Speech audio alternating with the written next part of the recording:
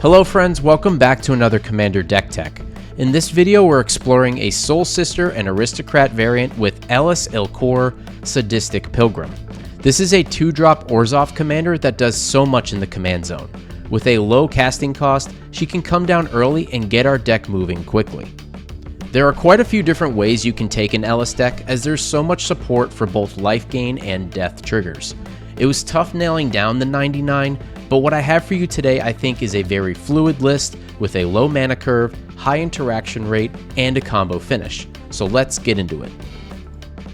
Elas is an Orzhov commander costing a white and a black for a 2/2 with Death Touch. She has two main abilities. First, whenever a creature comes into play under our control, we gain 1 life. This works really well with any life gain effects that we have in our deck. Second, whenever a creature we control dies, each opponent loses 1 life. Great for doing incremental damage to our opponents over the course of a game, making our opponents pay for using their removal on our team, and can ultimately take out an opponent if they get too low. For this deck, I'm focusing primarily on the life gain side of Elas' ability, utilizing her die effects as a byproduct of her being on the battlefield.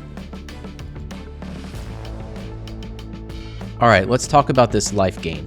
If you thought that this was going to be a small creature deck, guess again. These colors offer so many mana efficient creatures that just explode into large threats when we gain life. Most of these are very low in mana cost for the upside you're getting. The Sunmare and the Regent are the only outliers, but I think that their abilities outweigh their casting costs. They also trigger on our opponent's turns and spells, which is even more of a boost. Speaking of our opponent's turns, we can't have a life gain deck without the Soul Sisters. Soul Warden and Soul Attendant are no-brainers here, continuously padding our life total off our opponent's creatures and pushing our beatdown cards over the edge. I back these up with extra life gain support and a Johnny's Welcome, Auriok Champion, Lunarch Veteran, and Suture Priest for additional life gain. Note that all of these trigger independently when something else enters the battlefield. That's important to note for later. A few other pieces are Authority of the Consuls, Case of the Uneaten Feast, and Cleric class, and they help round out extra life gain and offer additional support throughout the rest of the game. Aside from playing our mana efficient beatdown, this deck can do some serious incremental damage. All of those life gain triggers we talked about, they can burn our opponents too. These 4 do a ton of work, and you really only need 1 to do a lot of damage. 2 on the board is often game over. All of our individual life gain will trigger independently, so gaining 1 life from multiple sources will cause the drain effect to trigger multiple times as well. Corpse Knight is my flex spot, but I'm pretty biased on this card and include it in every Orzhov variant that I make that's creature based. Winning the game can be accelerated with a few key cards. Ascend to Avernus and Immortal Servitude offer a huge reset to your board, and with that comes a bunch of enter the battlefield triggers of life gain and life loss. The majority of this deck is converted mana cost 3 or less, so these 2 are essentially 6 drops to reanimate your entire graveyard. Additionally, Bolas's Citadel is a huge card advantage engine in this deck. Paying life is a minimal cost since we have so many life gain effect triggers. It just allows you to continually draw off the top of your deck, and that way you can flood the board with all of your life gain and beatdown creatures. And lastly, no life gain deck would be complete without Heliod, a big threat that is just hard to get rid of. It can easily buff your entire board as you continue to gain life off of all of your creatures. You can absolutely play Walking Ballista in this deck if you wanted to do this 2-card combo and basically kill all of your opponents.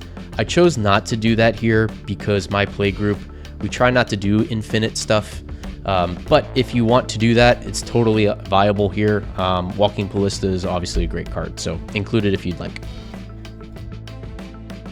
This deck could easily be mono white, and Heliod is an obvious choice for that commander, but black offers a considerable amount of card draw options, which is why I went this route. In addition to Bolas's Citadel, losing life to draw cards is extremely manageable for this deck. What would be a considerable drawback for other decks is a low-cost way to dig for us. The Ring stands out particularly well here as its drawback is considerably small as you continue to cast life gain spells. Black Market Connections is a personal favorite, as spending 6 life a turn sounds like a lot, but it can be offset really quickly with a Soul Sister or two, and in return you get an extra draw, a treasure to ramp, and then a creature token for your board state. Our support package is unique and designed for flexibility. Token generators help us consistently put bodies on the ground for life gain. The Wind Crystal offers a reduction in cost and magnified life gain. Excalibur can buff the smallest token quickly to diversify your threats. Ranger Captain, Recruiter of the Guard, and Grim Servant offer ways to tutor while still being a body for the battlefield to trigger our life gain creatures. And Vane Witch is probably my favorite, particularly with a Soul Sister. This card needs to be removed immediately, or you'll just get your whole graveyard back as your opponents continue to play spells. Our interaction cards are pretty straightforward, as white offers premium removal at a low cost. Since we don't have any creatures that can deal with artifacts or enchantments, our removal cards are doing double duty as catch-alls. As the life gain deck, I figure we will be the target of the table eventually, so I found Settle the Wreckage and Ink Shield to be extra potent for those alpha strikes.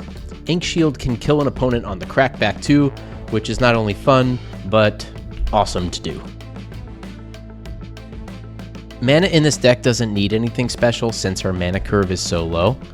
Starfield Shepherd is a new card from Edge of Eternities that looks really good here. I can fetch a Soul Sister or a Plains on its Warp Cast, and then again when it comes down as a 5-drop.